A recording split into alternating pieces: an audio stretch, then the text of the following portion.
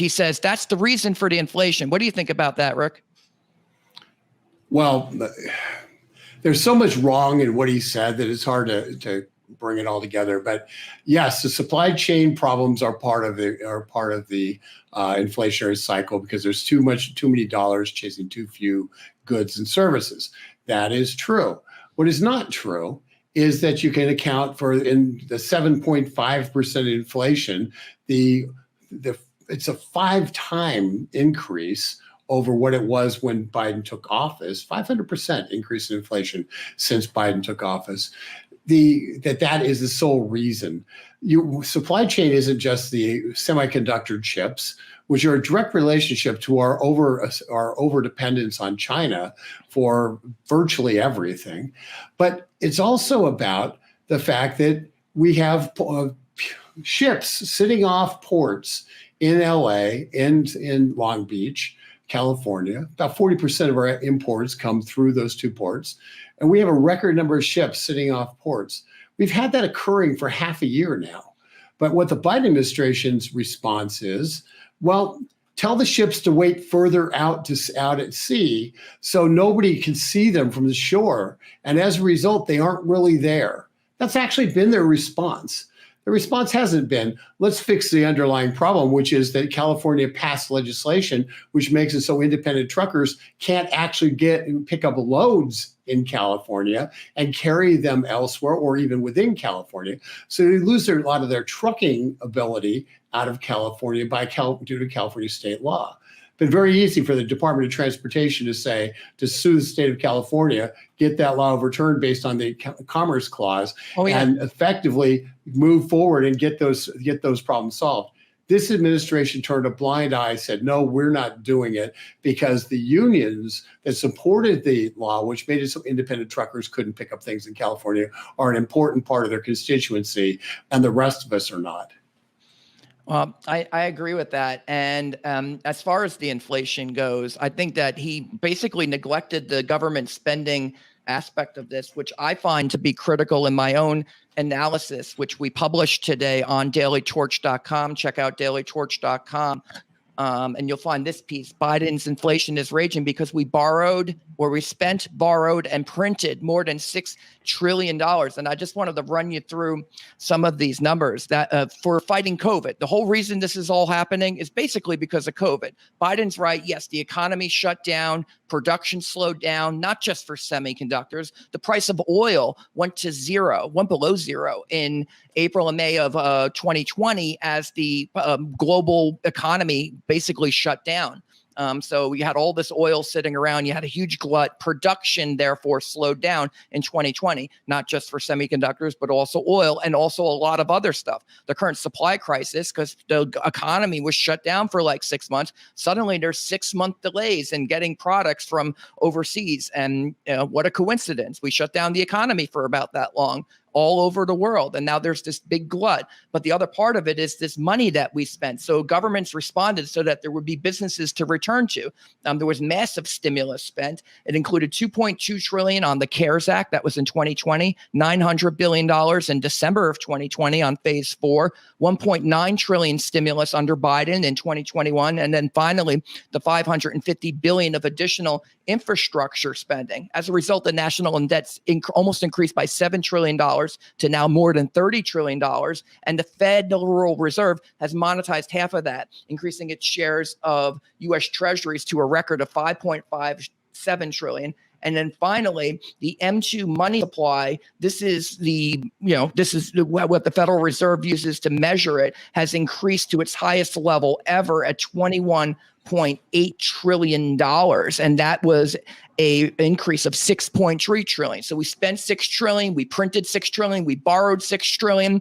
Is it any wonder why we're seeing massive inflation right now? I don't think there's much more analysis to it. And then as far as the semiconductors go, I quoted McKinsey and Company at the World Economic Forum, and they said, quote, automakers cut their chip orders in early 2020 as vehicle sales plummeted when demand recovered faster than anticipated in the second half of 2020. The semiconductor industry had already shifted production lines to be demand for other applications. Since then, and then I note semiconductors producers have been struggling to catch up to that demand, but then so is everyone else.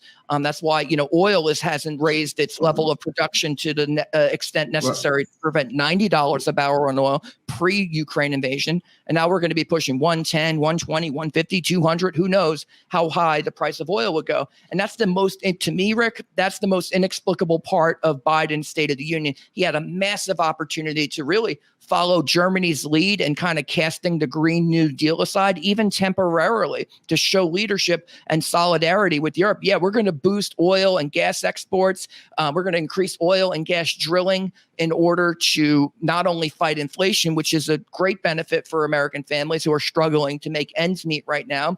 Biden's right. They are getting robbed blind, but it's because of his policies to spend too much. He proposed trillions of more spending in this speech alone. He wants portions of Build Back Better in its full might would be $3 trillion additional on top of that, 7.5% inflation. Even if you take out the auto sales, that's still north of 5% inflation. In either way, we're having the highest inflation since 1982. Did you know that nominal gross domestic product grew at over 10% last year? And then when you adjust for inflation, it comes down to a little over 5%. That's the greatest adjustment for inflation in GDP since 1982. And oh, by the way, that year was one of the most massive recessions in modern American history. Yeah, Robert, I want to really focus on the energy piece of it because a lot of people are focusing on it. But this is, and it overlaps into what we're going to talk about next, which is Ukraine. But here's the simple fact. The Biden administration has made it so it is not profitable to drill in America, to drill new wells. It is not profitable. So people who would drill wells are saying, I'm making a ton of money on the existing oil I'm pulling out of the ground, the existing natural gas I'm pulling out of the ground, but I can't get the permits. I can't get the things I need to do. I can't get the investment dollars to be able to drill new wells. And that's a direct result of Biden policy. What's more, places that are almost ready to go up in Alaska and elsewhere are literally being fought in terms of opening up those locations for drilling. The Biden administration is fighting them tooth and nail from being able to be opened up. So what we have is a Biden administration that is fighting at every turn against domestic energy production. And on the other hand, they're sitting there and going around hat in hand to the Saudis and elsewhere saying, please increase your energy production. They're going to Iran and trying to do a deal with Iran. So they'll have energy production out, oil out on the marketplace. They've gone around the world and say, open up your strategic oil reserves around the world so we can have additional oil dumped on the market from people's strategic oil reserves.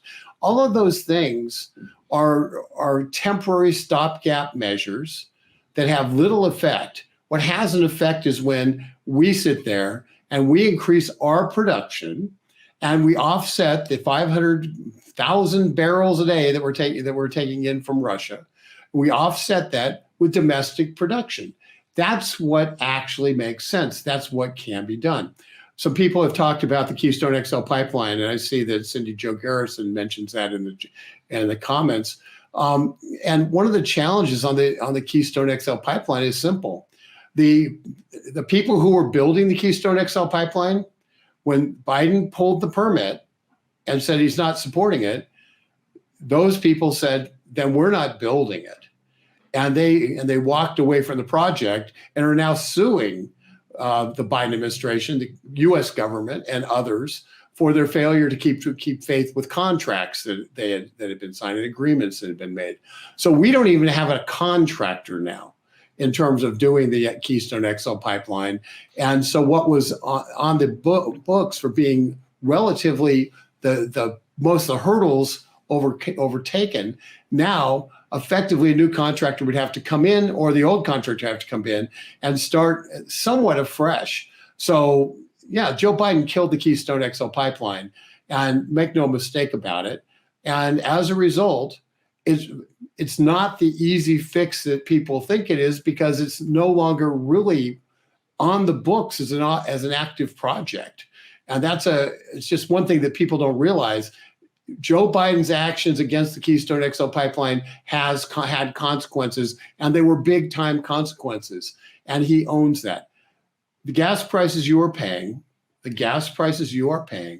are a result of his anti-energy policy, his anti-Saudi policy in the Middle East, which means he can't go to the Saudi government and say, please turn on the spigots, because he's been actively attacking the Saudis' ability to exist as a government by essentially throwing his support to Iranian-supported rebels who are trying to overthrow the Saudi government from the country of Yemen.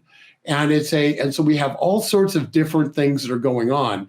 And this administration is the most anti-Western energy administration in history. They're willing to get oil from the Iranians. They're willing to get oil from the Russians or anybody else. They just don't want to produce oil here in America or have people who ostensibly at least are on our side on a geopolitical standpoint, like the Saudis, to provide the oil that's needed.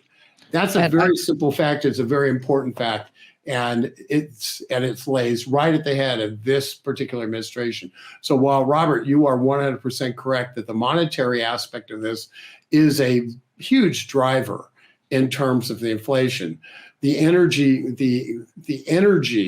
attack on energy has a secondary impact.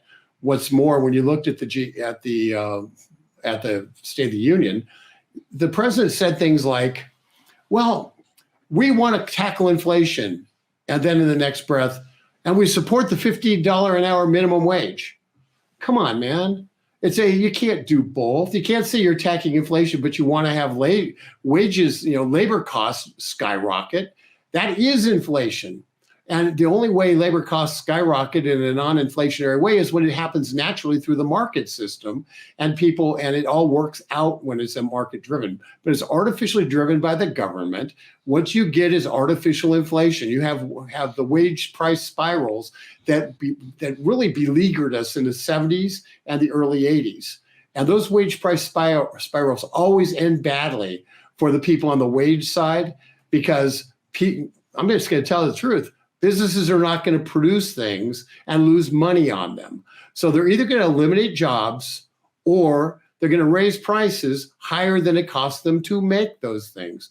So while you might get an increase of a certain amount of money, you lose money. Last year, since Joe Biden became president, January 2017 to January 2021 to 2022, here's what's happened. The average wage, the real wage, has gone down by 1.3%. That's because the inflation rate is higher than the wage increases. That's wage inflation. That's a disaster. And once this wage it's actually up to 1.7%. Yeah. Once the wage price spiral jumps, and once that starts happening and gets into gear, it is extremely difficult to break it. And the way it was broken in the early 80s was a severe recession that was, for those of us who lived through it, was pretty terrible.